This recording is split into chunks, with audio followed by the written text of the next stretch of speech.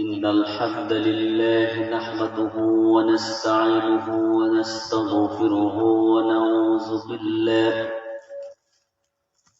ونعوذ بالله من شرور أنفسنا ومن سيئات أعمالنا. من يهده الله فلا مضل له ومن يضلله فلا هادي له. ونشهد أن لا إله إلا الله وحده لا شريك له. ونشهد أن سيدنا وحبيبنا ومولانا محمدا عبد الله ورسوله صلى الله تعالى عليه وعلى آله وصحبه وسلم، الذي أكمل الله به قصر النبوة، أي ختم الله به النبوة وحكم لا نبي بعده،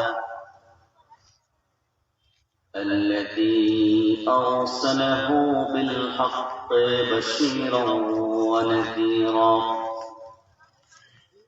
وداعيا إلى الله بإذنه وسراجا منيرا. فقد قال الله تعالى في كلامه المجيد والفرقان الحميد: أعوذ بالله من الشيطان الرجيم. بسم الله الرحمن الرحيم. إن الذين قالوا ربنا الله ثم استقاموا تتنزل عليهم الملائكة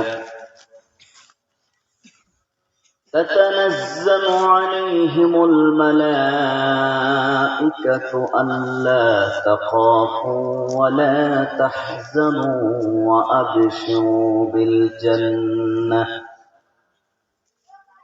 وأبشروا بالجنة التي كنتم توعدون.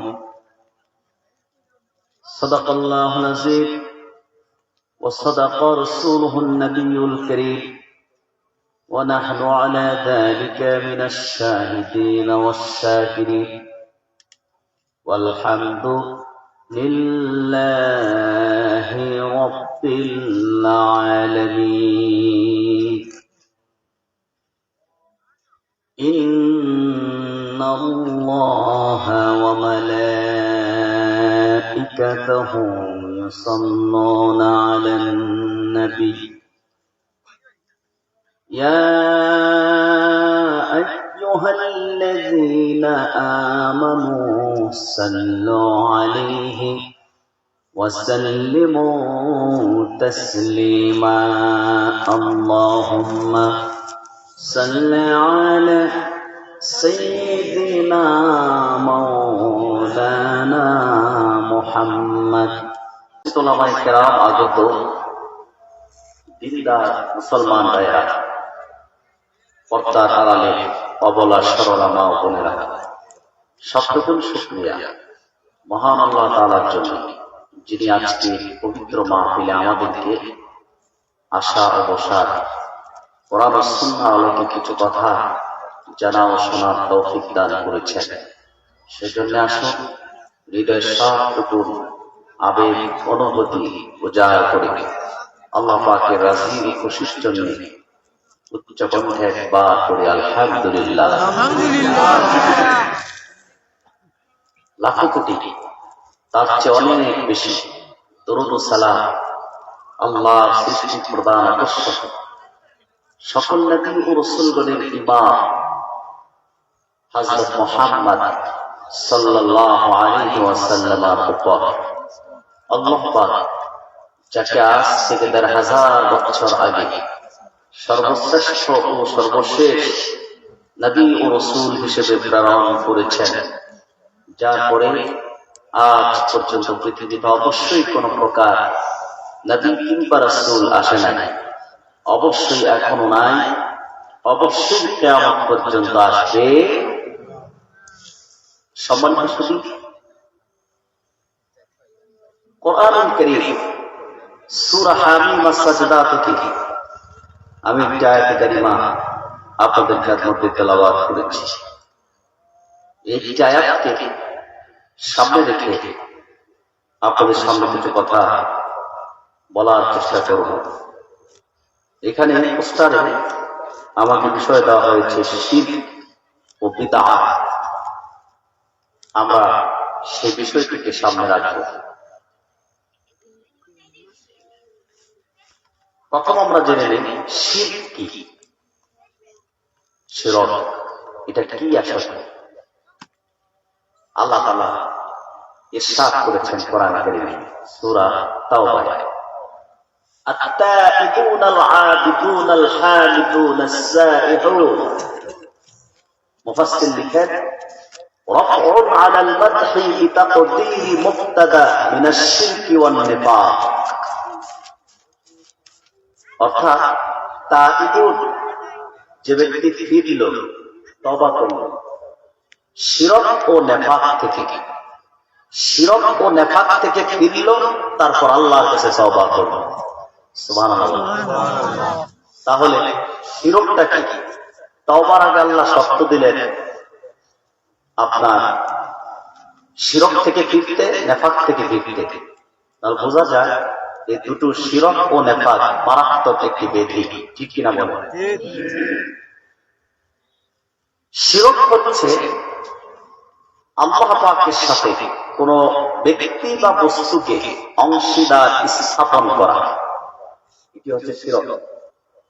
অর্থাৎ স্রষ্টার সাথে কোন সৃষ্টি, ব্যক্তি বা বস্তু, ব্যক্তি বা বস্তুকে স্রষ্টা মালিক আল্লাহ পাকের সাথে শরীক স্থাপন করাই হচ্ছে শিরক, যে গুণ আল্লাহ পাক কোনদিন ক্ষমা করেন না, ঠিক কিনা বলেন? যারা শিরক করে আল্লাহ রাব্বুল আলামিন তাদের ব্যাপারে বলেন, ইন্নাল্লাহা লা ইয়াগফিরু আন ইউশরাকা বিহি ওয়া ইয়াগফিরু মা দুনা যালিকা লিমান ইয়াশা ওয়া মান ইউশরিক বিল্লাহি ফাকাদ ইফতারা ইসমান আযীমা। মহান রব্বুল আলামিন বলেন, নিশ্চয় আল্লাহ রব্বুল আলামিন শিরকের অপরাধ ক্ষমা করবেন না, ইহা ব্যতীত যাকে ইচ্ছা তার অন্যান্য অপরাধ তিনি চাইলে ক্ষমা করে দিবেন। কিন্তু যে হতভাগা আল্লাহর সঙ্গে অংশীদার স্থাপন করেছে, আল্লাহর সঙ্গে শরীক করেছে, আল্লাহ রব্বুল আলামিন তাকে কোনদিন মাফ করবেন না। সেই শিরক কি? অর্থাৎ মসজিদে আসতে আল্লাহর কাছে চাওয়া, মসজিদ থেকে বের হয়ে কোন মাজারে যে চাওয়া, শিরক। এটি কি শিরক? মসজিদে আসলে মুনাজাত করেন আল্লাহ তাআলার কাছে, আর মাজারে যে সন্তান চায়, এইরকম হতভাগা মানুষ আমাদের সমাজে আছে না নাই? আছে কিনা? মাজারে যাবে, জিয়ারত করবে, কিন্তু মাজারে যে আমাকে সন্তান দেন এরকম মান্নত করা সম্পূর্ণ হারাম, শিরক, ঠিক কিনা বলেন? সিজদা করা। আমাদের দেশে এরকম কপাল পোড়া মানুষ আছে যারা মাজারে গিয়ে সিজদা করে। আমাদের জয়পুর, ফুলতলি, এই হক সিলসিলায় এগুলো নাই, এই ভণ্ডামি, শিরক, বিদআত এগুলো নাই। কারণ আমাদের এই সিলসিলার মুরব্বী যিনি সৈয়দ আহমদ বেরেলী রাহমাতুল্লাহ, তিনি শিরক এবং ইংরেজ বিরোধী আন্দোলনে শাহাদাত বরণ করেছেন, নেতৃত্ব দিয়েছেন, ঠিক কিনা বলেন? শিরকের বিরুদ্ধে সংগ্রাম ছিল সৈয়দ আহমদ বেরেলভী রাহমাতুল্লাহি আলাইহি। অতএব আল্লাহর সাথে যে ব্যক্তি কোন ব্যক্তি বা বস্তুকে অংশীদার বানায় সেটাই হচ্ছে কি শিরক। শিরকের অপরাধ আল্লাহ ক্ষমা করবেন না। হযরত লোকমান তার কলিজার টুকরা সন্তানকে উপদেশ দিতে যে বলেছেন, কোরআন কারীমে আল্লাহ পাক বলেন, وَإِذْ قَالَ لُقْمَانُ لِابْنِهِ وَهُوَ يَعِظُهُ يَا بُنَيَّ لَا تُشْرِكْ بِاللَّهِ إِنَّ الشِّرْكَ لَظُلْمٌ عَظِيمٌ। আল্লাহ পাক বলেন, হযরত লোকমান তার কলিজার টুকরা সন্তানকে উপদেশ দিতে যে বলল, ও কলিজার টুকরা সন্তান আমার, আল্লাহর সঙ্গে অংশীদার করো না, শিরকের অপরাধ করো না। কেননা শিরক হচ্ছে সবচেয়ে বড় জুলুম। যে ব্যক্তি আল্লাহ ছাড়া কোন ব্যক্তি বা বস্তুকে আল্লাহ সমকক্ষ বানালো, আল্লাহ কুদরতি পা বাদ দিয়ে অন্য কোনো কিছুকে সিজদা করলো, সে আল্লাহ রব্বুল আলামিনের উপর জুলুম করলো। আর যে আল্লাহর উপর জুলুম করে সে হচ্ছে সবচেয়ে বড় জালিম। ঠিক কিনা বলেন?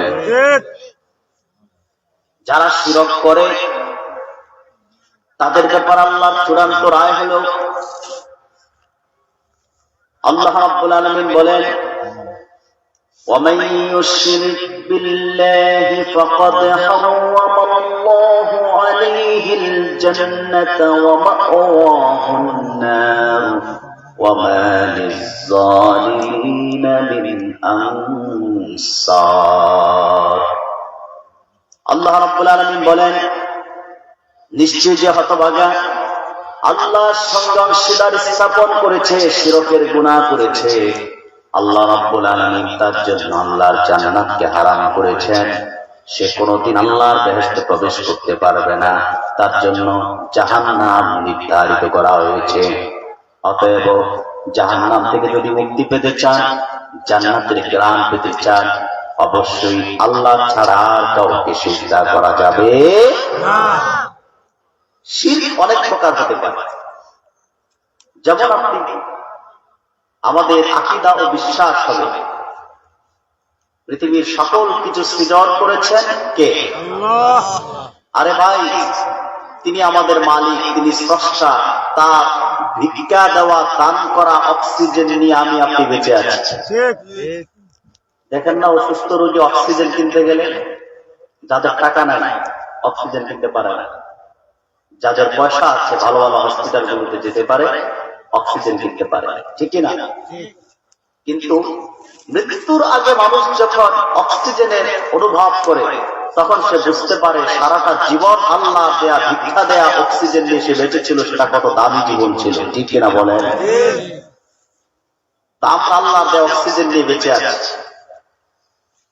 একটু আওয়াজ করে স্রষ্টার নাম বলতে হবে, সকল ক্ষমতার মালিককে আল্লাহ। আল্লাহ।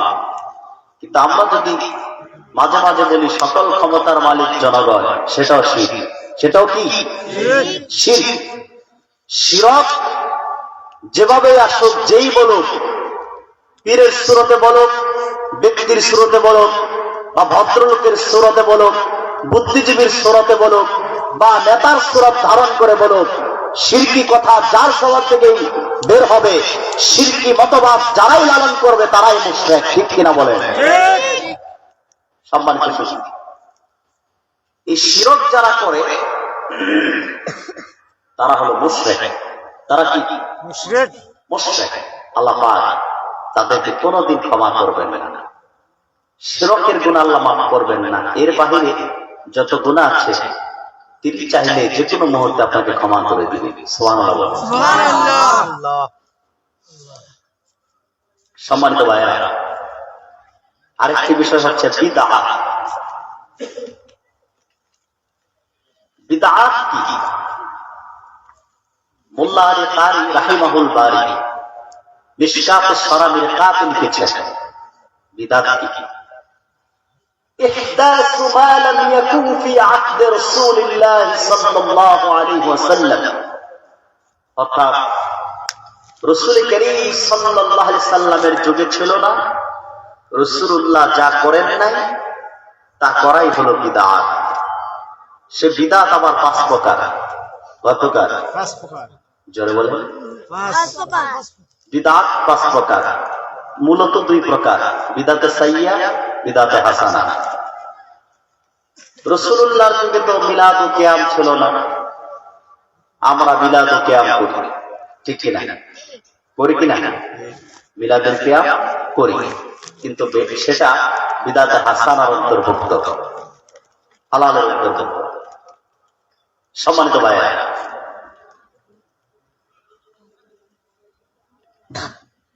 বিদআত হচ্ছে কবরে আগরবাতি, মোমবাতি, তারপর পানি ছিটানো, কবরকে গোসল করানো, গোসল শরীফের নামে পানি খাওয়া, এগুলো বিদআত, এগুলো হারাম, এগুলো শিরকের অন্তর্ভুক্ত, ঠিক কিনা বলেন? তাহলে আল্লাহ পাক শিরকের গুনাহ ক্ষমা করবেন না, তিনি এক, তার কোন শরীক তার সাথে অংশীদার করা যাবে। আমাদের দেশে অনেকে পীরকে অংশীদার করে, যেমন পীরের পায়ে সিজদা করে কিনা কিছু মানুষ।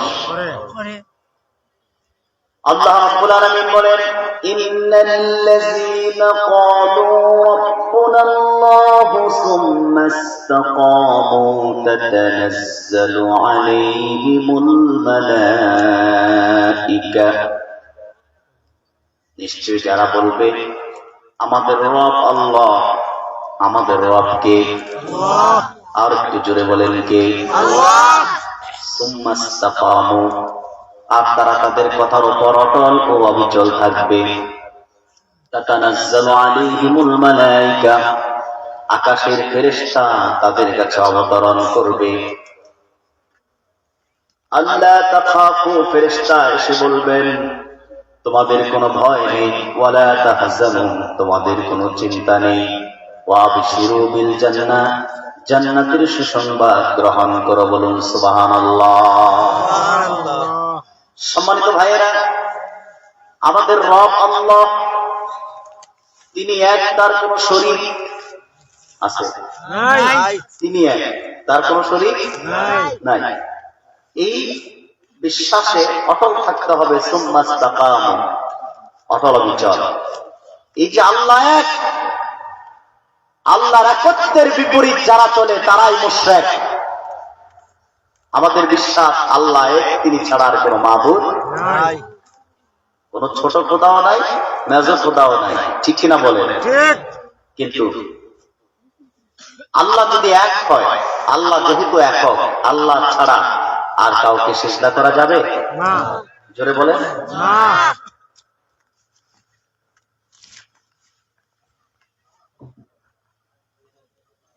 যারা বলবে আমাদের রব আল্লাহ, সুম্মা ইসতাকামু, এবং তাদের কথায় তারা অটল থাকবে, অবিচল থাকবে, তাতানাজ্জালু আলাইহিমুল মালায়েকা, তাদের কাছে ফেরেশতা অবতরণ করবে, আই মিনাল মাউত, তাদের যখন মৃত্যুর সময় কাছাকাছি এসে যাবে। আমাদের ব্যক্তি মৃত্যুবরণ করতে হবে, হবে কথা কয় না? মৃত্যুবরণ করতে হবে। আপনারা কি আমার কথা বুঝেন? আসলে আপনাদের এলাকায় কি বেশি প্রবাসী নাকি জানি না, আপনাদের ছাড়া আর মনে হয় কোনো পুরুষ মানুষ এই এলাকায় নাই। সব বিদেশ, লন্ডন। পুরুষ মানুষ থাকলে সিলেটে তো আমি অসংখ্য প্রোগ্রাম করি, কিন্তু এরকম পুরুষ শূন্য প্যান্ডেল তো আমি আর কোথাও দেখি নাই। সম্মানিত ভাইরা, মৃত্যুবরণ আমাদেরকে একদিন করতে হবে। মৃত্যুটা যখন কাছাকাছি এসে যায়, তখন মানুষের মধ্যে তখন দুটো বিষয় কাজ করে। একটি হলো ভয়, আরেকটি হলো চিন্তা। একটি ভয়, আরেকটি কি? চিন্তা। মৃত্যুর আগে মানুষ যখন মৃত্যুর বিছানায় পড়ে যায়, অন্তিম মুহূর্তটা কাছাকাছি এসে যায়, পাড়া প্রতিবেশী যখন বুঝতে পারে লোকটা টিকবে না, তখন লাখ টাকার খাট থেকে নামিয়ে মাটির বিছানায় উত্তর আর দক্ষিণ করে শোয়ায় দেওয়া হয়। সেই মুহূর্তে বান্দা মৃত্যুর আগে ভয় করতে থাকে, আহারে জীবনে 80 বছর হায়াত পেলাম, 80 বছরের জিন্দেগিতে কোনোদিন রাতের অন্ধকারে বিশাল কবরস্থানের পাশে দিয়ে একা যাই নাই, ভয় করেছে। কিন্তু কিছুক্ষণ পর আমাকে সেই কবরে রেখে চলে আসবেন। জীবনের জিন্দেগিতে যে কবরের পাশে দিয়ে গেলাম না, সে কবরে কিভাবে একা একা সারাটা জীবন থাকবো। বান্দা আরো ভয় করবে। মালাকুল মাউতের নাম শুনেছি, কিন্তু মালাকুল মাউতকে কোনোদিন দেখি নাই। জানি না মালাকুল মাউত আমার রূহটা কষ্ট দিয়ে বের করে নাকি আরামের সঙ্গে বের করে, ভয়টা তার মধ্যে কাজ করবে। বান্দাটা যদি জীবনের শুরু থেকে শেষ পর্যন্ত শুধুমাত্র একটি কথা বলে, আমার রব আল্লাহ, তিনি ছাড়া আর কোনো মাবুদ নাই, তার কোনো শরীক নাই, এই কথায় যদি সে অটল থাকে, অবিচল থাকে, সুম্মাস্তাকাম, ইস্তেকামত করে, মৃত্যুর আগে সে মুস্তাকিম বান্দা সাহায্য করার জন্য আকাশ থেকে ফেরেশতা আসবেন, এসে বলবেন আল্লাহ তাখাফু আই ইনদাল মাউতি ওয়া মা বাদাহু। হে আল্লাহর বান্দা, মৃত্যু তার পরবর্তী সময়ের ব্যাপারে তোমার কোনো ভয় নাই, তোমার কোনো ভয় নাই। কোন সুবহানাল্লাহ। বান্দা চিন্তা করবে, মনোযোগ আছে আপনাদের? কথা বলেন। আমি একটু অসুস্থ শারীরিক ভাবে, সেজন্য আস্তে আস্তে কথা বলবো।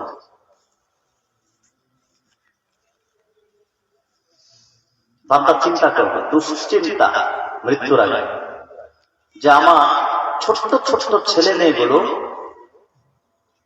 পড়ালেখা করে, আমি তো মৃত্যুবরণ করতেছি, তাদের লেখাপড়ার খরচ কে দিবে?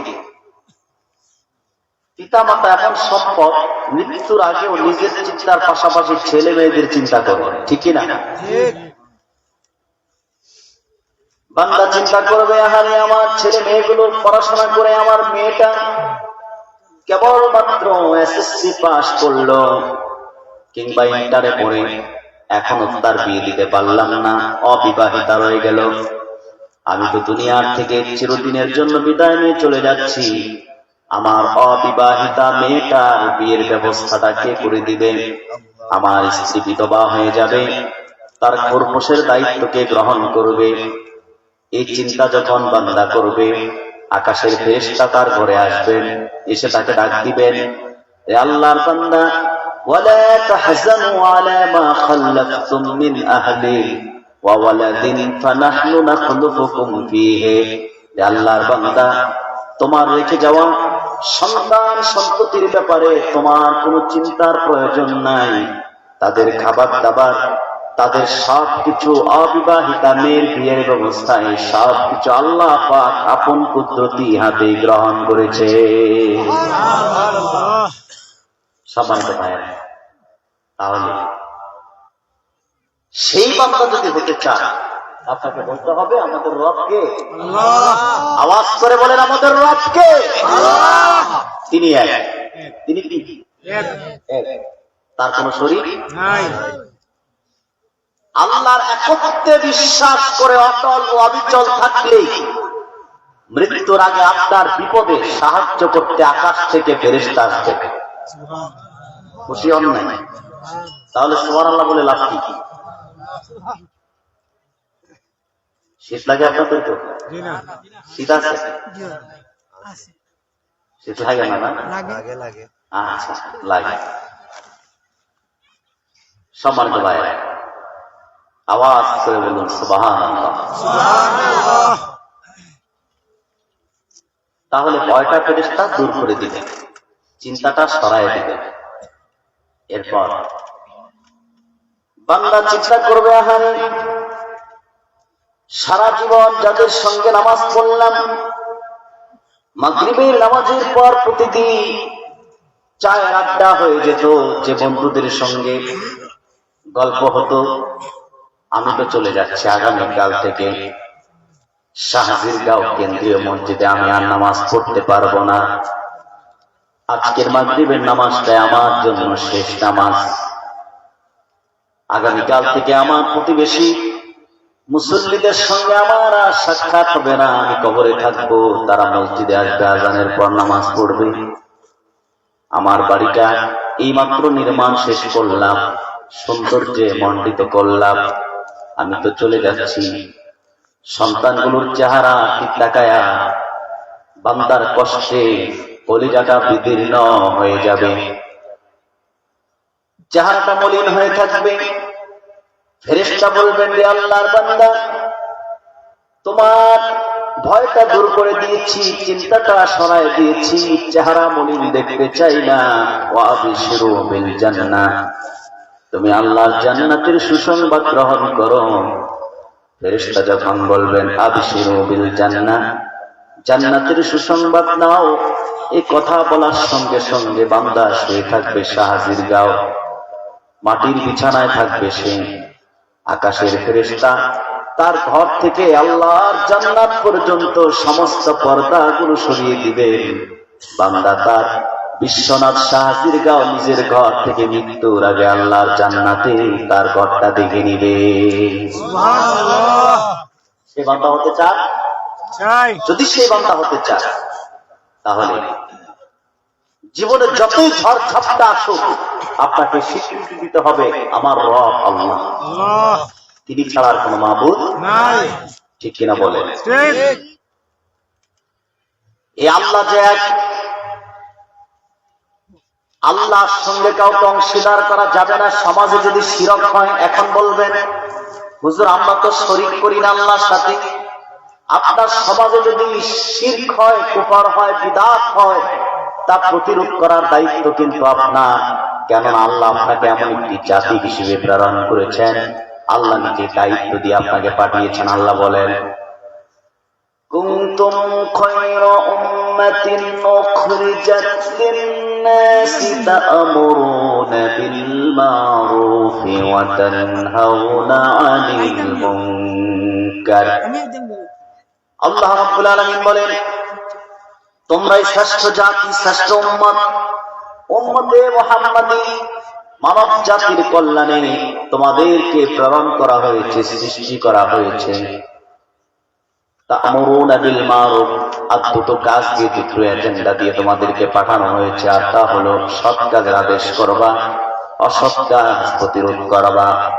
এখন যারা সমাজে শিরক, কুফর, বিদআত করে সুদ খায়, ঘুষ খায়, এগুলো অসৎ কাজ। ঠিক কিনা বলেন?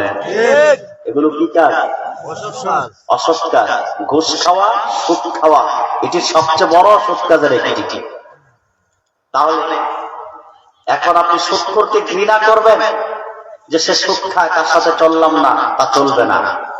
সুদের প্রণেতা যারা, সুদ ভিত্তিক লেনদেন, সুদ ভিত্তিক ব্যবসা বাণিজ্য, কিস্তি, তারপর মাসিক যারা লোন দেয়, লাখ টাকায় ৩,০০০, ৫,০০০ টাকা নেয়, আমার দেশের অসংখ্য গরিব পরিবারকে সুদ খাইয়ে ঈমান নষ্ট করতেছে, ওই সব সুদখোরদেরকে শুধু ঘৃণা করলে চলবে না, প্রতিরোধ করতে হবে। সুদের বিরুদ্ধে দুর্বার আন্দোলন গড়ে তুলতে হবে। আর এই দায়িত্ব নিতে হবে যুব সমাজ। তাদেরকে যুব সমাজ, সুদ ভিত্তিক সমাজ গঠনে। কারণ সুদ হচ্ছে একটি অর্থনৈতিক অভিশাপ। সুদ কি? অর্থনৈতিক অভিশাপ, এর নাম হলো সুদ। সম্মানিত ভাই, তাহলে বলছিলাম আল্লাহর সঙ্গে কাউকে শরীক করা যাবে না।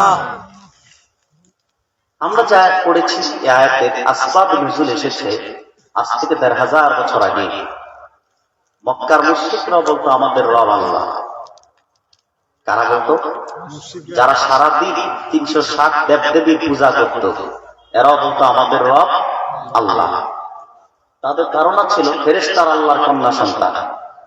জোরে কন্যা, আল্লাহর কোন সন্তান আছে? আল্লাহ রাব্বুল আলামিন তিনি তার একত্ববাদকে অধিষ্ঠিত, প্রতিষ্ঠিত করতে যে কোরআন কারীম ৩০তম পারায় সূরাতুল ইখলাস নামে একটি সূরা নাযিল করেছেন। আল্লাহ পাক বলেন, قل هو الله أحد الله الصمد لم يلد ولم يولد ولم يكن له كفوا أحد। হাবিব, আপনি বলুন তিনি আল্লাহ এক, আল্লাহুস সামাদ, তিনি অমুখাপেক্ষী, লাম ইয়ালিদ ওয়া লাম ইউলাদ, তিনি তার আপন জাত থেকে কাউকে বানান নাই, নিজেও কোন জাত থেকে হন নাই, ওয়া লাম ইয়াকুল লাহু কুফুয়ান আহাদ, আকাশের জমিনে আল্লাহর সমকক্ষ আর কেউ নাই। ঠিক কি না? ঠিক। এই আল্লাহর একত্বের প্রচার, অর্থাৎ মুশরিকরা বলতো আমাদের রব আল্লাহ, তবে ফেরেশতা আল্লাহর কন্যা সন্তান। সেই সময় হযরত আবু বকর সিদ্দিক রাদিয়াল্লাহু তাআলা আনহু তিনি বললেন, আমাদের রব আল্লাহ, আমার রব আল্লাহ, তিনি ছাড়ার কোনো মাবুদ নাই, তার কোনো শরীক নাই, তিনি ছাড়া কোনো ইলাহ নাই। মুহাম্মদ সাল্লাল্লাহু আলাইহি ওয়াসাল্লাম আল্লাহ পাকের প্রেরিত রাসূল, আখিরি নবী, শেষ নবী, ওনার পরে আর কোনো নবী নাই, রাসূল নাই। হযরত আবু বকর এই কথা বলে অটল রইলেন, অবিচল রইলেন। আল্লাহ রাব্বুল আলামিন হযরত আবু বকরের ইস্তিকামাত কেন্দ্র করে কোরআন কারীমে আয়াত নাযিল করে দিলেন, ইন্নাল্লাযীনা ক্বালু রাব্বুনাল্লাহ সুম্মা ইসতাকামু তাতানাজ্জালু আলাইহিমুল মালায়েকা।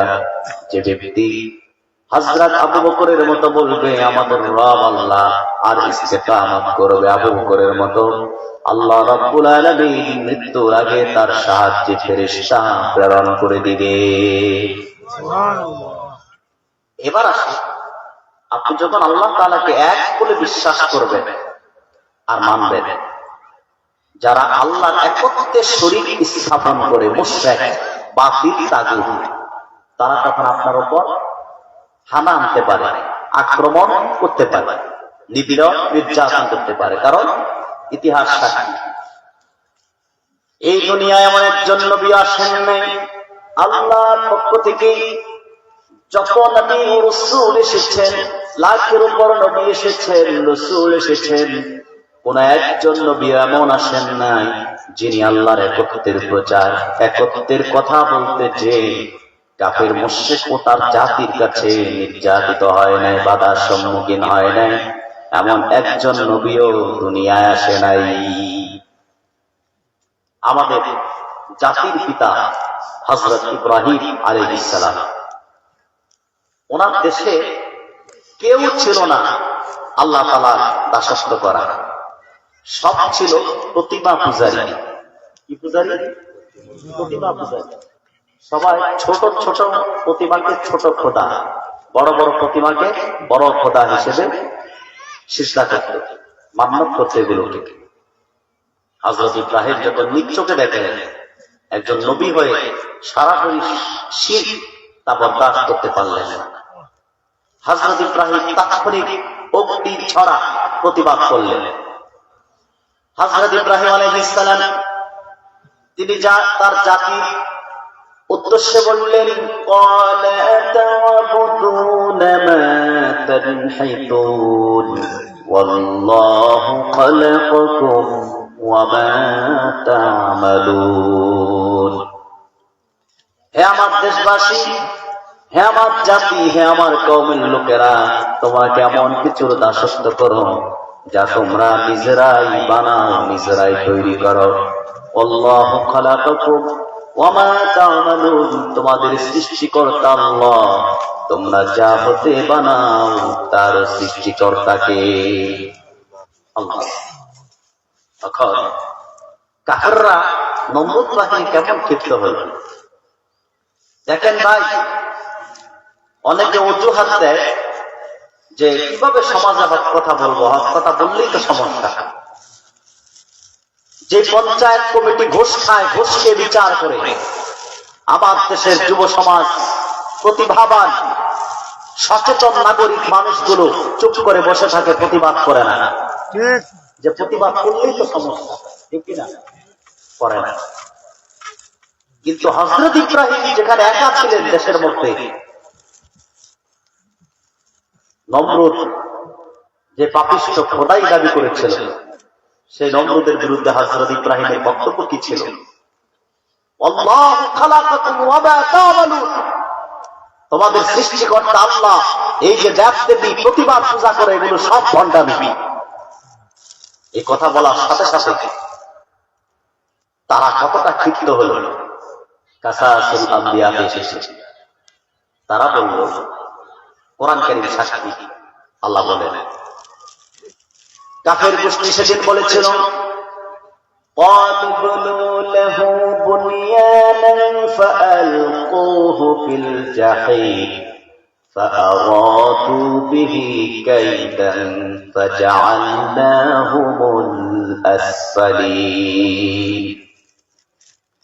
ইব্রাহিম আমাদের সমস্ত খোদাগুলোকে বেহুদায় পরিণত করেছে, ইব্রাহিমের জন্য আগুনের কুণ্ডলী তৈরি করো, সে আগুনের কুণ্ডলীতে ইব্রাহিমকে জ্বালায় দাও, তাহলে আমাদের খোদাদের বিপক্ষে কথা বলার আর কেউ থাকবে না।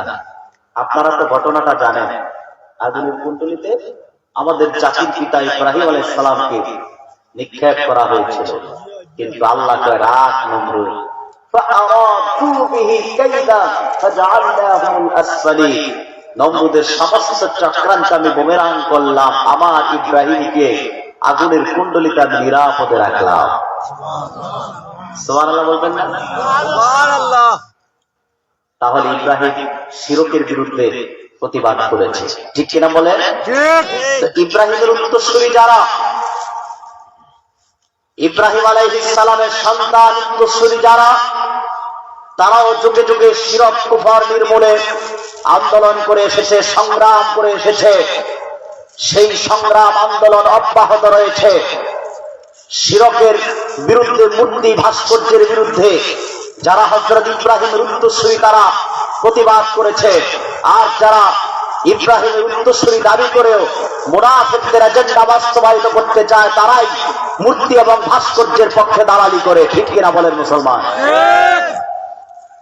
সম্মানিত ভাইয়েরা, আমাদের প্রিয় রাসূল মুহাম্মদ সাল্লাল্লাহু আলাইহি ওয়াসাল্লাম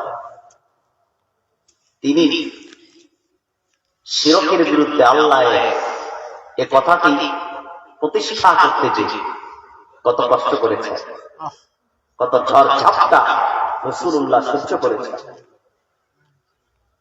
যখন আল্লাহ রাসূল আল্লাহ এই প্রচার শুরু করলেন, আরবের গোত্রে গোত্রে রাসূলুল্লাহ দাওয়াত পৌঁছে যায়, কাফের গোষ্ঠী তাদের মাথা খারাপ হয়ে যায়। আবু জেহেল, উতবা, সায়বা, ওয়ালিদ ইবনে মুগীরা, তাদের মাথা নষ্ট হয়ে যায়। তারা আল্লাহর হাবিবকে থ্রেট করলো, ধমকি। প্রথম সংলাপ যে আল্লাহ এক, যদি আল্লাহ এক হয় তাহলে আমাদের সমস্ত খোদাগুলো বেহুদা হয়ে যায়, আমাদের 360 মূর্তির পূজা করি, দেবদেবীর পূজা করি, এগুলো সব হয়ে যায় মিথ্যা। সেজন্য তারা সংলাপে ডাকলো আল্লাহর হাবিবকে। সংলাপের মধ্যে তারা প্রস্তাব দিল রাসূলুল্লাহ যেন আল্লাহ এক এ প্রচার না করেন। হুজুর তা মানলেন না। সুবহানাল্লাহ বলবেন না? সুবহানাল্লাহ। এরপর তারা আল্লাহর হাবিব সাল্লাল্লাহু আলাইহি সাল্লামকে প্রলোভন দিল। কি দিল ভাই? প্রলোভন। সিরাতের কিতাব এসেছে, আল্লাহর হাবিবের আপন চাচা আবু তালেবকে কাফের আবু জেহেল ডাকলেন, ডেকে বললেন, আবু তালেব, আপনি আপনার ভাতিজাকে বুঝান, তিনি যদি আরবের ক্ষমতা চান, গোটা আরবের ক্ষমতা আমরা তার হাতে হস্তান্তর করে দেব। যদি তিনি ধনভাণ্ডার চান, টাকা পয়সা চান, অর্থ চান, গোটা আরবের সকল ধনভাণ্ডার আমরা তার নূরের কদমে রেখে দিব। যদি তিনি কোন সুন্দরী রমণীকে বিয়ে করতে চান, সেটার ব্যবস্থা আমরা করে দিব। আমাদের দাবি একটাই, আমাদের অনুরোধ একটাই, আর তা হলো তিনি যেন আল্লাহর একত্বের প্রচার বন্ধ করে দেন। তিনি যদি আল্লাহ একত্বের প্রচার বন্ধ না করেন, আমাদের সমস্ত খোদাগুলো বেহুদা হয়ে যাচ্ছে। আবু তালেব সন্ধ্যার সময় আল্লাহর হাবিবের কাছে আসলেন, এসে বললেন, ভাতিজা, কাফের গোষ্ঠী কুরাইশরা তোমাকে তিনটি প্রস্তাব দিয়েছে, তারা আপনার কাছে প্রস্তাব উপস্থাপন করেছেন। আর তা হলো, যদি আরবের ক্ষমতা চাও তোমার হাতে তারা ক্ষমতা দিয়ে দিবে, যদি তুমি টাকা পয়সা চাও আরবের সকল ধনভাণ্ডার তোমার নূরের কদমে তারা রেখে দিবে। তাদের একটাই দাবি, তুমি আল্লাহ একত্বের প্রচার আরবে বন্ধ করে দিবে। আল্লাহর আখিরি নবী নূর নবী মুহাম্মদ সাল্লাল্লাহু আলাইহি ওয়াসাল্লাম তিনি আবু তালেবকে ডাক দিয়ে বললেন, চাচা আপনি কুরাইশ কাফেরদেরকে জানায় দেন, যদি আমার একটি হাতে পূর্ণিমার চাঁদ আরেকটি হাতে সূর্যটাকেও এনে দেওয়া হয়, আল্লাহর পবিত্র সত্তার কসম, আল্লাহর তাওহীদ একত্ববাদের প্রচার থেকে আমি রাসূল একটি সেকেন্ডের জন্য পিছপা হতে পারি না। সম্মানিত ভাইরা, যখন তারা আল্লাহর হাবিবকে অর্থের প্রলোভন ক্ষমতার প্রলোভন দেখিয়ে তাওহীদের প্রচার বন্ধ করতে পারেন নাই, তখন তারা রাসূলুল্লাহকে হুমকি দিল, ধমকি দিল। তারা হুমকি দিল, মুহাম্মদ সাল্লাল্লাহু আলাইহি সাল্লাম আপনি যদি আল্লাহর একত্ববাদের প্রচার বন্ধ না করেন তাহলে আমরা আপনার বিরুদ্ধে অ্যাকশন নিব। আল্লাহ রাব্বুল আলামিন রাসূলকে আপন হাবিব মুহাম্মদ সাল্লাল্লাহু আলাইহি ওয়াসাল্লামকে এক সাগর সাহস দিয়ে দিলেন। কোরআন নাযিল করলেন আল্লাহ বলেন, ফাসতাবিমা তুমার ওয়া আরিদ আনিল মুশরিকিনা ইন্না কাফাইনাকাল মুস্তাহজিঈন। হাবিব আপনি যেভাবে আল্লাহর একত্বের প্রচার করে যাচ্ছেন সেভাবেই করে যান, কাফেরদেরকে আপনি তোয়াক্কা করবেন না, তাদেরকে পরোয়া করার কোনো সুযোগ নাই। সুবহানাল্লাহ বলবেন না? তারা আল্লাহর হাবিবকে হুমকি দিয়ে দাওয়াতের কাজ বন্ধ করতে পারলেন না, আল্লাহ এই প্রচার বন্ধ করতে পারেন নাই। এরপর আবু জেহেল চূড়ান্ত ভাবে কিভাবে আপন রাসূল মুহাম্মদ সাল্লাল্লাহু আলাইহি সাল্লাম আল্লাহর হাবিবের দাওয়াত কিভাবে বন্ধ করা যায়, আল্লাহর একত্ববাদকে কিভাবে মিটিয়ে দেওয়া যায়, সেজন্য দারুন নাদওয়াতে আরবের সেরা সেরা কাফেরদের নিয়ে একটা মিটিং করলো। কাসাসুল আম্বিয়া এসেছে। সেই মিটিং এ আরবের সেরা সেরা লিডারগণ উপস্থিত ছিল। আবু জেহেল বলল, সংলাপ, অর্থের প্রলোভন, ক্ষমতার প্রলোভন, নারীর প্রলোভন, কোনটা দিয়ে হুমকি আর ধমকি দিয়ে মুহাম্মদ সাল্লাল্লাহু আলাইহি সাল্লামের দাওয়াতি কাজ বন্ধ করতে পারলাম না। চূড়ান্ত ভাবে কিভাবে আল্লাহ রাসূলের দাওয়াত বন্ধ করা যায় তোমরা প্রস্তাব উপস্থাপন করো। কাফেরদের পক্ষ থেকে এক একজন কাফের এক একটি প্রস্তাব উপস্থাপন করলো। কারো প্রস্তাব গৃহীত হয় নাই। মিটিং প্রায় শেষের দিকে একজন বৃদ্ধ মানুষ মজলিসে উপস্থিত হয়ে গেল, হয়ে বলল, আবু জেহেল তুমি যদি অনুমতি দাও আমি একটি প্রস্তাব উপস্থাপন করতে পারি, যদি তোমাদের মনোমত হয় তাহলে সেই প্রস্তাবটি রেখে দিও। আবু জেহেল বলল, আপনি যেহেতু বৃদ্ধ মানুষ বলেন কি প্রস্তাব দিতে চান। বৃদ্ধ লোকটি সেদিন বলল, তোমরা যেভাবে আল্লাহর হাবিবকে হুমকি দাও, ধমকি দাও, সংলাপ আর অর্থের প্রলোভন দেখাও, এভাবে মুহাম্মদ সাল্লাল্লাহু আলাইহি সাল্লামের দাওয়াতি কাজ বন্ধ করা সম্ভব না, আল্লাহর একত্বের প্রচার বন্ধ করা সম্ভব হবে না। যদি মুহাম্মদ সাল্লাল্লাহু আলাইহি সাল্লামের মিশনকে আটকাতে চাও তাহলে মুহাম্মদ সাল্লাল্লাহু আলাইহি ওয়াসাল্লামকে একেবারে শেষ করে দাও। জোরে কর নাউযুবিল্লাহ। সম্মানিত ভাইরা, বৃদ্ধ মানুষের কথাটি আবু জেহেল গ্রহণ করে নিল। সে বৃদ্ধ লোকটি কে ছিল? ইবলিস। ইবলিস। ইবলিস কে ছিল? ইবলিস, শয়তান। আবু জেহেল ইবলিসের কথাটি গ্রহণ করল। সাথে সাথে আবু জেহেল ঘোষণা দিয়ে দিল, ও কুরাইশরা, কে আছো এমন? কে আছো দ্রুত করে সারা সারা কুরাইশ যুবক যারা তরবারি চালাতে সক্ষম তারা চলে যাও, মুহাম্মদ সাল্লাল্লাহু আলাইহি সাল্লামকে আজকে রাতের মধ্যে শহীদ করতে হবে, হত্যা করতে হবে। আবু জেহেলের ঘোষণা শুনে কুরাইশদের একটি টিম তরবারি নিয়ে রওনা হয়ে গেল। রাতের অন্ধকারে আল্লাহ হাবিবের বাড়িটি তারা ঘেরাও করে ফেললেন। চতুর্দিকে বাড়িটি ঘেরাও করার পর তাদের উদ্দেশ্য রাতের অন্ধকারে রাসূলুল্লাহকে তারা শহীদ করে দিবে, ঘরে ঢুকবে। মনোযোগ কি আছে আপনাদের? না গেছে? বাহিরে কি হয়, কে কথা বলে, কিছু দুষ্ট প্রকৃতির মানুষ তো থাকেই সব জায়গায়। এখানে ওয়াজ হচ্ছে, তারা তো আস্তে করেও কথা বলতে পারে প্রয়োজনীয় কথা হলে, ঠিক কিনা বলেন? তাদের কথা আমাদের কান পর্যন্ত আসে। সেই বিবেক যদি আল্লাহ তাদেরকে না দেয়, আমাদের আফসোস করে লাগে। সম্মানিত ভাই, বাড়িটি ঘেরাও করা হলো, অন্ধকার রাত। কয়েকশো যুবক কুরাইশ তরবারি ধারণ করে রাসূলুল্লাহর ঘরটি ঘেরাও করে ফেললেন। রাতের অন্ধকারে আল্লাহর হাবিবকে তারা শহীদ করে দিবেন। আল্লাহ তাআলা জিবরিল আমিন পাঠিয়ে দিলেন।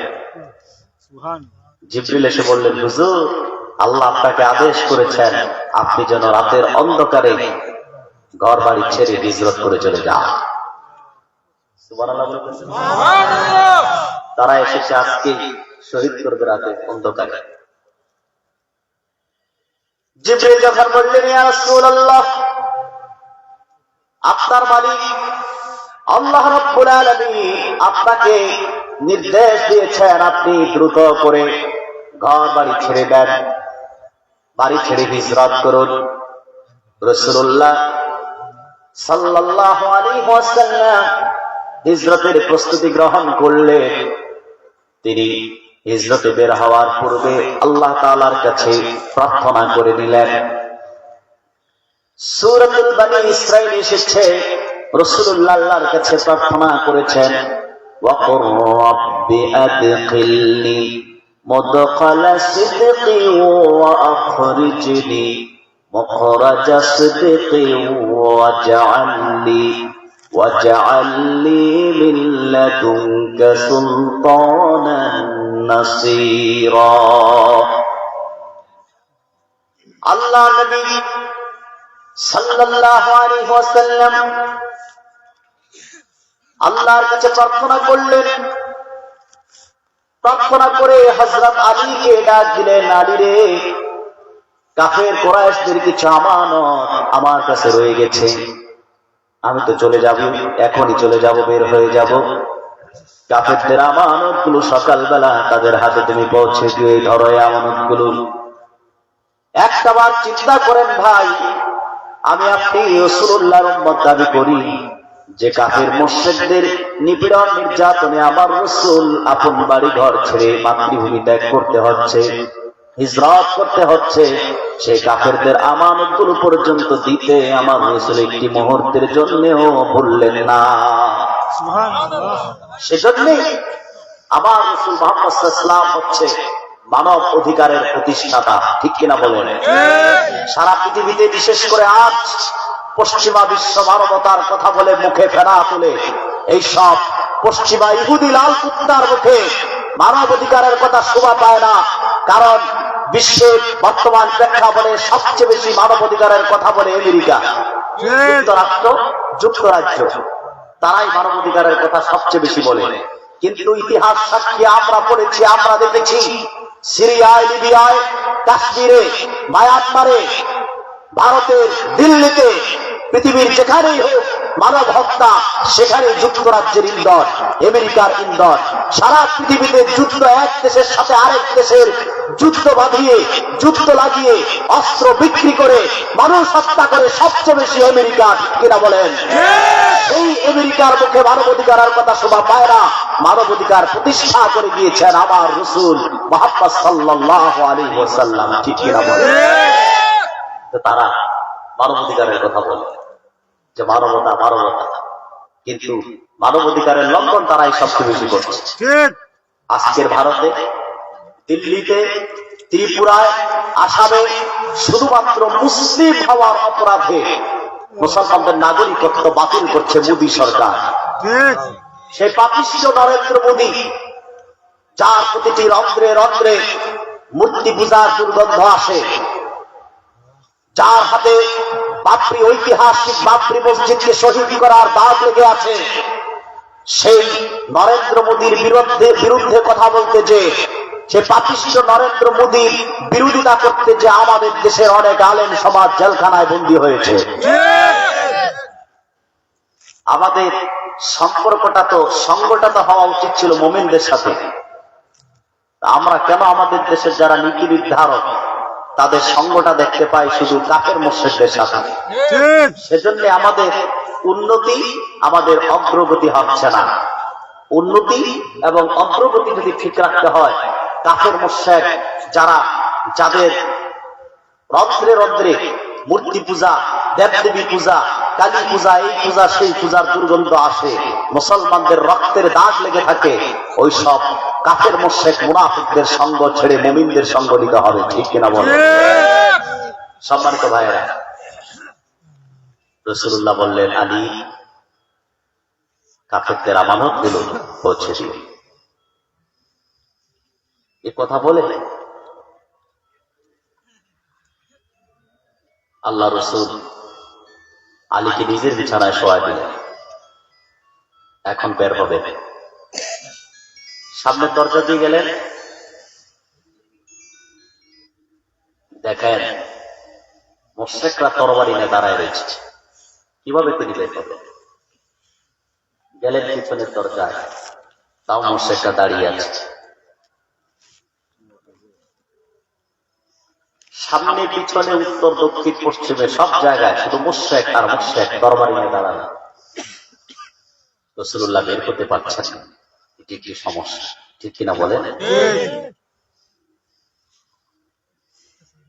হুজুর দেখেন ভাই, যত বড় সমস্যা আছে সমস্যার সমাধান এখানে আছে। এই কোরআনে আছে না? আছে কিনা? রাসূলুল্লাহ সাল্লাল্লাহু আলাইহি ওয়াসাল্লাম তিনি যখন বের হতে পারছেন না,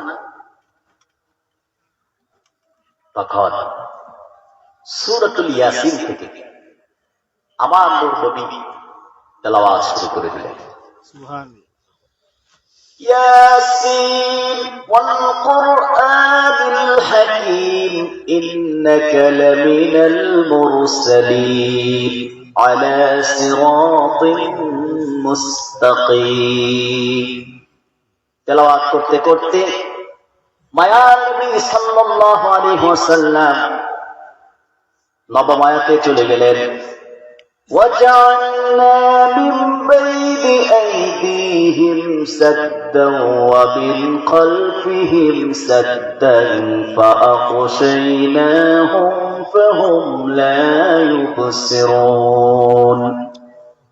রাসূলুল্লাহ সূরাতুল ইয়াসিনের 9টি আয়াত তেলাওয়াত করলেন। 9টি আয়াত পড়ে কিছু ধুলা বালিকণা কঙ্কর হাতে নিলেন। সে কঙ্কর গুলোতে নূরের জবান দিয়ে দম করলেন। সেই কঙ্কর গুলো, ধুলা বালিকণা গুলো কাফেরদের দিক ছিটিয়ে মারলেন। ইবনে কাসির রাহমাতুল্লাহ লিখেছেন, আল্লাহর হাবিবের দায়িত্ব ছিল শুধুমাত্র কাফেরদের দিকে ছিটিয়ে মারা, চতুর্দিকের সমস্ত কাফেরদের চোখে পৌঁছে দেওয়ার দায়িত্ব নিয়েছিলেন স্বয়ং আল্লাহ তাআলা। হুজুর শুধু মারলেন, চতুর্দিকের কাফেরদের চোখে তা নিক্ষেপ হয়ে গেল। সমস্ত কুরাইশ দল, তরবারি ধারণকারী মুশরিকেরা অবচেতন হয়ে গেল, অন্ধ হয়ে গেল। রাসূলুল্লাহ দরজা খুলে বের হয়ে চলে যেতে লাগলেন। এমন সময় একজন কোমর বাঁকা ব্যক্তি আসলো। বয়সের ভারে অনেক মানুষের কোমর বাঁকা হয়ে যায়, ঠিক কিনা বলেন? একজন কোমর বাঁকা ব্যক্তি আসলো, এসে দেখেন কুরাইশ যুবকগুলো তরবারি ধারণ করে দাঁড়িয়ে আছে। কোমর বাঁকা ব্যক্তিটি বললেন, ও কুরাইশরা, ও যুবকেরা, তরবারি নিয়ে কেন দাঁড়িয়ে আছো? কিসের অপেক্ষা করছো? তারা বললেন, ভোর হওয়ার অপেক্ষা করছি, চোখে তো কিছুই দেখতে পাই না।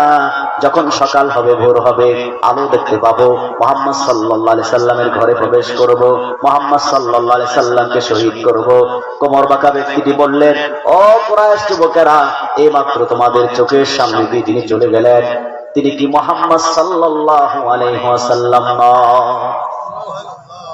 মাত্র দিন চলে গেলেন, তারা দেখলেন না, কিছুই বলতে পারলেন না, কিছুই করতে পারলেন না, অবচেতন বানিয়ে দিলেন কে? আল্লাহ। জোরে বলেন কে? আল্লাহ। মনোযোগ দেন ভাইরা। প্রিয় নবীজি সাল্লাল্লাহু আলাইহি ওয়াসাল্লাম চলতে চলতে গভীর রজনীতে কিছু পথ অতিক্রম করে আর পেছনের দিকে ঘুরে তাকায়।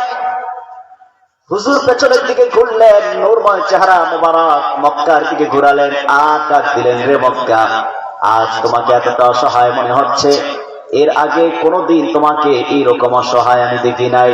মক্কারে যদি তোমার ভূখণ্ডের মানুষগুলো আমাকে নিপীড়ন নির্যাতনের সীমা অতিক্রম না করতো, বেশি নির্যাতন না করতো, আল্লাহ যদি আমাকে হিজরতের নির্দেশ না দিতেন, আমি রাসূল কোনদিন এই আপন মাতৃভূমি ছেড়ে যেতাম না।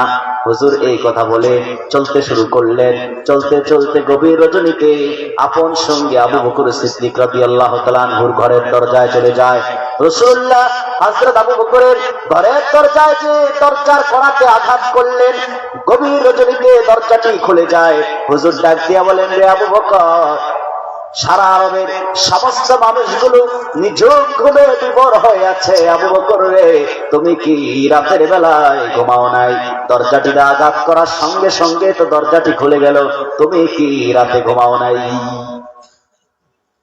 সিদ্দিক আকবর রাদিয়াল্লাহু তাআলা আনহু তিনি বললেন, ইয়া রাসূলুল্লাহ, ইয়া হাবিবাল্লাহ, যেদিন থেকে শুনেছি আপনার হিজরতের সঙ্গী হিসেবে আল্লাহ পাক আমাকে কবুল করেছেন, সৌভাগ্য দান করেছেন, সোনার কপাল দান করেছেন, সেদিন থেকেই তো আমি রাতের ঘুম আমার জন্য হারাম করে নিয়েছি। যখনই রাত আগমন করে দরজায় কানটা লাগিয়ে আমি আবু বকর দাঁড়িয়ে থাকি, কখন আপনি রাসূল আসবেন, কখন আবু বকর বলে হিজরতে বের হতে ডাক দিবে। সুবহানাল্লাহ। এ ছিল আশিক রাসূলের ভালোবাসা, ঠিক কিনা বলে? এটা ছিল আশিক রাসূলের পরিচয়। আর আমাদের দেশে ভুয়া আশিক রাসূলের অভাব নাই, ঠিক কিনা? ভুয়া আশিক রাসূলের অভাব নাই। ভুয়া আশিক রাসূল দাবি করে আশিক রাসূল, অপরদিকে কাফের মুশরিক, নাস্তিক, মুরতাদ, বেঈমান, তাগুতের তাবেদারি করে, দালালি করে, দাবি করে আশিক রাসূল, ঠিক কিনা? আমরা ফরমালিন মুক্ত আশিক রাসূল হতে চাই, ঠিক ঠিক কিনা? দরজাটি খুলে যায়। প্রিয় ভাইরা, দরজাটি খুলে যাওয়ার পর হুজুর ভিতরে প্রবেশ করে। আল্লাহর হাবিব বলেন, রে আবু বকর, দেরি করো না, দেরি করো না, জলদি করে বের হয়ে যাও, কাফেররা আমাদের পিছু নিবে, শত্রু দল পিছু নিবে। এই কথা বলে আপন সঙ্গী আবু বকরের ঘরের পেছনের দরজা দিয়ে আপন সঙ্গে আবু বকর নিয়া রাসূল করিম সাল্লাল্লাহু আলাইহি ওয়াসাল্লাম হিজরতে বের হয়ে যায়। চলতে চলতে সওর পর্বতের গুহার ঠিক কাছাকাছি যখন চলে যায়, আরবের আকাশে সূর্যের লালিমা সারা আরবকে আলোকিত করে তোলে। হুজুর বললেন, রে আবু বকর, সামনে আর বাড়া যাবে না, এখানে অবস্থান করতে হবে। আরবের মানুষ আলো দেখতে পেয়েছে, সূর্যের লালিমা সারা আরবকে আলোকিত করে ফেলেছে, সামনে আর বাড়া যাবে না, এখানে অবস্থান করতে হবে। আবু বকর, সামনে আর আমরা বাড়তে চাই না, শত্রু দল আমাদের পিছু নেবে, পদচিহ্ন দেখে দেখে আসতে থাকবে। সওর পর্বতের গুহায় আপন সঙ্গীকে নিয়ে রাসূলুল্লাহ ভিতরে প্রবেশ করলেন। আবু বকর বলেন, ইয়া রাসূলুল্লাহ, ইয়া হাবিবাল্লাহ, আপনি দয়া করে একটু দাঁড়ান, আমি আগে ভিতরে প্রবেশ করি। আবু বকর ভিতরে প্রবেশ করলো। গুহাটি পরিষ্কার পরিচ্ছন্ন করলেন। গুহাটিতে বিষাক্ত সাপের কিছু গর্তের মুখ ছিল, সেগুলো আবু বকর নিজের কাপড় চাদর ছিঁড়ে ছিঁড়ে তা বন্ধ করে দিলেন। কিন্তু ইবনে কাসিরের মতে দুটি গর্তের মুখ বন্ধ করতে পারেন নাই। আল্লাহর হাবিবকে ডাক দিলেন, ইয়া রাসূলুল্লাহ, ইয়া হাবিবাল্লাহ সাল্লাল্লাহু আলাইহি ওয়াসাল্লাম, হুজুর গো, দয়া করে আপনি এবার ভিতরে প্রবেশ করুন। হুজুর ভিতরে প্রবেশ করলেন। আবু বকরের উল্টে মাথা রেখে বিশ্ব মানবতার মুক্তির সালাম আখিরি নবী দু জাহানের বাদশা মুহাম্মদুর রাসূলুল্লাহ সাল্লাল্লাহু আলাইহি ওয়াসাল্লাম বিশ্রাম করতে লাগলেন। হঠাৎ করে আবু বকরকে যেই সাপের দুইটি গর্তের মুখ বন্ধ করতে পারেন নাই, সেই মুখগুলো আবু বকর সিদ্দিক রাদিয়াল্লাহু তাআলা আনহু পা দিয়ে বন্ধ করে রাখলেন। বিষাক্ত সাপ বের হতে না পেরে আবু বকরের পায়ে দংশন করে দিলেন। আবু বকরের দেহটা সাপের বিষের যন্ত্রণা লাল বর্ণ ধারণ করে বিষাক্ত হয়ে যায়। আবু বকরের চোখ থেকে টলটল করে পানি ঝরতে থাকে বিষের যন্ত্রণায়। দেহটা ফুলে যায়, লাল হয়ে যায় সাপের বিষের যন্ত্রণায়। আবু বকরের চোখ থেকে অঝরধারা পানি পড়তে শুরু করে দেয়। নিজের অজান্তেই রাসূলুল্লাহর নূরময় কপাল মোবারকে আবু বকরের চোখের পানি ছিটকে পড়ে যায়। আল্লাহর আখিরি নবী, সকল নবী ও রাসূলগণের ইমাম মুহাম্মদ সাল্লাল্লাহু আলাইহি ওয়াসাল্লাম চক্ষু খুলে তাকিয়ে বললেন, হে আবু বকর, কিসের বেদনা, কিসের যন্ত্রণা তোমার চোখের পানি ঝরাচ্ছে? আবু বকর বলেন, ইয়া রাসূলুল্লাহ, ইয়া হাবিবাল্লাহ সাল্লাল্লাহু আলাইহি ওয়াসাল্লাম, হুজুর গো, মনে হয় বিষাক্ত সাপ আমাকে কামড় দিয়েছে। সাওর পর্বতের গুহায় আল্লাহর আখিরি নবী নূর নবী মুহাম্মদ সাল্লাল্লাহু আলাইহি ওয়াসাল্লামের তিনটি মুজিজা ঘটেছে। কয়টি? জোরে বলেন। তিনটি মুজিজা ঘটেছে। তার প্রথমটি হলো যখন বিষাক্ত সাপ আবু বকরকে কামড় দিয়েছে, রাসূলুল্লাহ পবিত্র জবান মোবারকের একটু লালা মোবারক আবু বকরের ক্ষত স্থানে লাগিয়ে দিয়েছে। সঙ্গে সঙ্গে হযরত আবু বকরের দেহ থেকে সাপের বিষের যন্ত্রণা নেমে যায়, বিষ নেমে যায়। আবু বকর পূর্বের মতো সুস্থ হয়ে যায়। আল্লাহ রাসূল আবার বিশ্রাম শুরু করে দেয়। আবার একটু পর আবু বকর কান্না শুরু করে দেয়, চিৎকার শুরু করে দেয়। হুজুর বলেন, রে আবু বকর, কিসের যন্ত্রণা, কিসের বেদনার কারণে আবার কান্না করছো? এবার আবু বকর বলেন, হুজুর গো, আমি তো নিজের জন্য কান্না করি না, এখন আর নিজের শারীরিক বেদনার জন্য কান্না করি না। হুজুর গো, আমি তো আপনার জন্য কান্না করছি। কাফেরের দল আমাদের কাছে চলে এসেছে, গুহার কাছে চলে এসেছে। তারা যদি নিজেদের পায়ের দিকে লক্ষ্য করে তাহলে আমাদেরকে দেখে ফেলবে। হুজুর গো, আমি তো নিজের জন্য কান্না করি না, আমি তো কান্না করছি তারা যদি আজকে আপনাকে দেখতে পায় আপনাকে শহীদ করে দিবে। আল্লাহর তাওহীদের প্রচার বন্ধ হয়ে যাবে, এই জাতি অভিভাবক শূন্য হয়ে যাবে। সাওর পর্বতের সেই গুহায় কঠিন বিপদ মুহূর্তে রাসূলুল্লাহ আল্লাহ তাআলার উপর তাওয়াক্কুল করতে ভুললেন না। তিনি বললেন, হে আবু বকর, বিষণ্ণ হয়ো না, চিন্তিত হয়ো না, লা তাহজান ইন্নাল্লাহা মা'ানা। আবু বকর রে, চিন্তিত হয়ো না, বিষণ্ণ হয়ো না, নিশ্চয়ই আল্লাহ রাব্বুল আলামিন আমাদের সাথে আছে। সুবহানাল্লাহ। তিনি আমাদেরকে নিরাপত্তা দিবেন। হুজুর আল্লাহর উপর তাওয়াক্কুল করলে কেমন নিরাপত্তা আমার আল্লাহ দিয়েছেন। মাকড়সার জাল এসে গুহার মুখ বন্ধ করে জঙ্গলি কবুতর, কি কবুতর? জঙ্গি না, জঙ্গলি। জঙ্গি, যুদ্ধ, জিহাদ, এগুলো আমাদের দেশে শুনতে বলতে খুব ভয় পায় মানুষ। নামাজ, রোজা, হজ, যাকাতের ওয়াজ চলে, জিহাদের ওয়াজ বাংলাদেশে কম চলে। কারণ জিহাদের ওয়াজ করলেই জঙ্গিবাদ, মৌলবাদ আখ্যা আসতে পারে। সেজন্য কি উম্মতে মুহাম্মাদি জিহাদকে ভুলে যাবে? না। আল্লাহ বলেছেন, একটি অংশ মানো, আরেকটি অংশ মানবা না। আমরা কোরআনের পূর্ণাঙ্গ অংশকে মানি, ঠিক কিনা বলেন? মানি কিনা বলেন ভাইয়েরা? মানি কিনা? আল্লাহর কোরআনের সব অংশকে আমরা মানি। অতএব জিহাদ আল্লাহর কোরআনের একটি অংশ, ঠিক কিনা বলেন?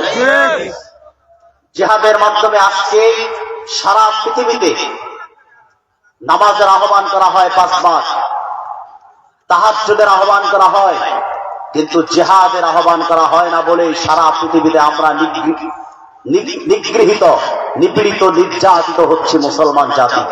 ঠিক কিনা বলেন?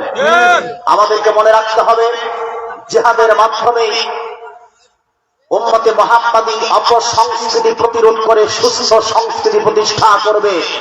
জিহাদের মাধ্যমে জালিমকে প্রতিরোধ করে মুসলিমের অধিকার প্রতিষ্ঠা করবে। জিহাদের মাধ্যমে একদিন সারা পৃথিবীতে কালেমার ঝান্ডাকে উড্ডীন করবে উম্মতে মুহাম্মাদী। জিহাদের মাধ্যমে একদিন ইমাম মাহদীর নেতৃত্বে সারা পৃথিবীতে আল্লাহর কোরআনের রাজকে কায়েম করা হবে। কাফের মুশরিক সমাজতন্ত্র, গণতন্ত্র, ধর্ম নিরপেক্ষতার কুফরি মতবাদকে লাথি দিয়ে সারা বিশ্বের সকল মুসলিম জাতি আল্লাহর কোরআনের দিকে ফিরে আসবে। ঠিক কিনা বলেন মুসলমান? সেই দিন বেশি দূরে নয়। মুসলমান, বিশেষ করে আলেম ওলামা, পীর মাশায়েখগণ ইতিমধ্যেই ঐক্যবদ্ধ হতে শুরু করেছে। সকল দলের, সকল ঘরানা মুসলিম জনতা ঐক্যবদ্ধ হতে যাচ্ছে। কাফের মুশরিকদের দিন শেষ হতে যাচ্ছে। আগামীর বাংলাদেশ ইসলাম ও কোরআনের বাংলাদেশ হতে যাচ্ছে। ঠিক কিনা বলেন মুসলমান? আল্লাহ তাআলা আমাদের সেই স্বপ্ন কবুল করুন। আমিন।